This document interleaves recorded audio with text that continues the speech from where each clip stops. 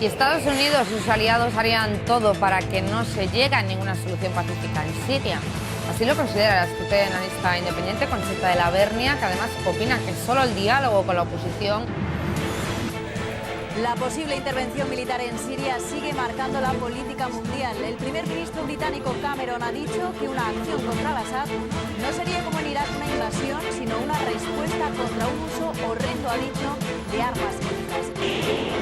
Y en Siria sigue la brutal represión del régimen. Según cálculos de la ONU, las fuerzas de seguridad han asesinado a 800 civiles en apenas 2 meses y hay miles de detenidos.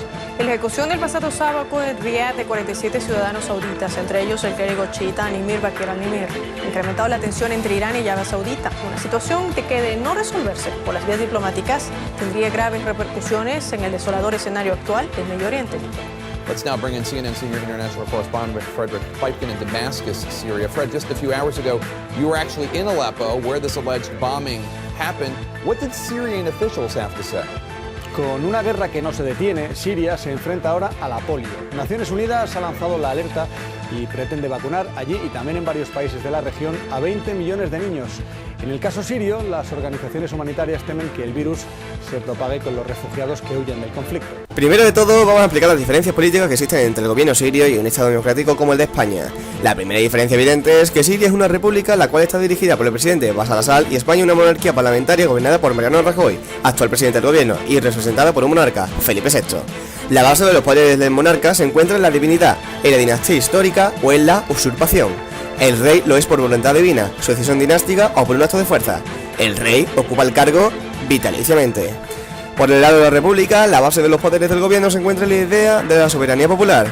El pueblo elige al gobernante y el gobernante se elige para un periodo determinado. Ahora hablaremos de la organización territorial de ambos gobiernos. Empezaremos por España. Nuestro país se encuentra dividido en 17 comunidades autónomas y 2 ciudades autónomas, Ceuta y Melilla. Cada región tiene su propio estatuto de autonomía, su propia bandera, himno y escudo. Incluso algunas comunidades tienen su propia lengua, como Cataluña, País Vasco o Galicia. La organización territorial en Siria posee 14 gobernaciones o provincias.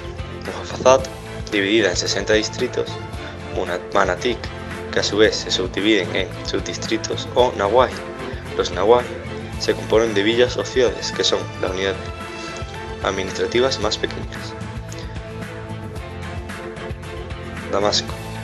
Damasco rural, Quneitra, Daraa, Suedia, Homs, Tartus, Lutakia, Hama, Idlib, Aleppo, Al-Raqqa, Deir ez-Zor, Hasakah. Las instituciones del Estado español están divididas en 3 grandes grupos. En primer lugar, el poder legislativo, que se da lugar en las Cortes Generales, quienes la forman el Congreso de los Diputados y el Senado. Estos son elegidos por los españoles mayores de 18 años.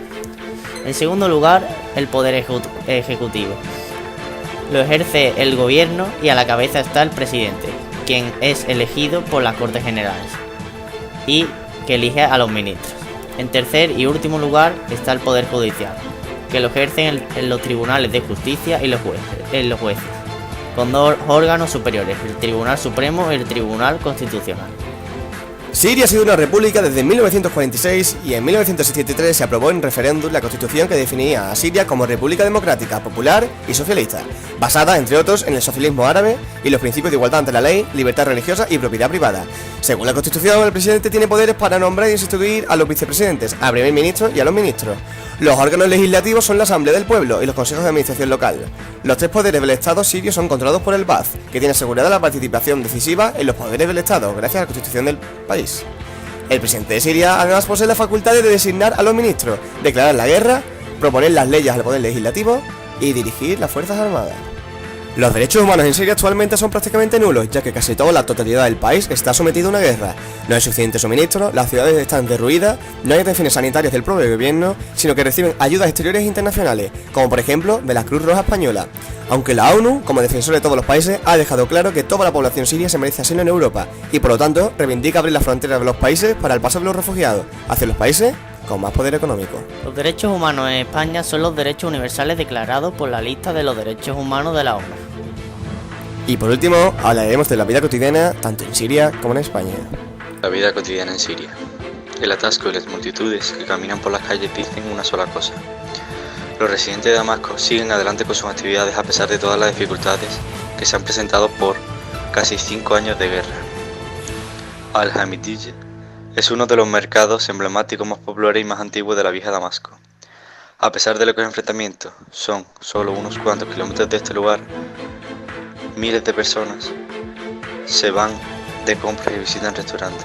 Las familias siguen enviando a sus hijos a las escuelas. Los mensajes sirios quieren llegar, en especial a sus enemigos. Es que la vida continúa y Siria logrará la victoria. A pesar de todos los desafíos, la vida en Damasco nunca se detuvo durante los disturbios. Parece que los sirios están decididos a permanecer firmes y mantener la vida en la capital. La población española no está sometida a ningún tipo de guerra, régimen, etc., sino que es un estado democrático libre, totalmente sin ningún tipo de discriminación étnica, religiosa, sexual o ideológica. Además, España se sitúa en el 18º país mundial en cuanto a desarrollo humano y nivel de vida.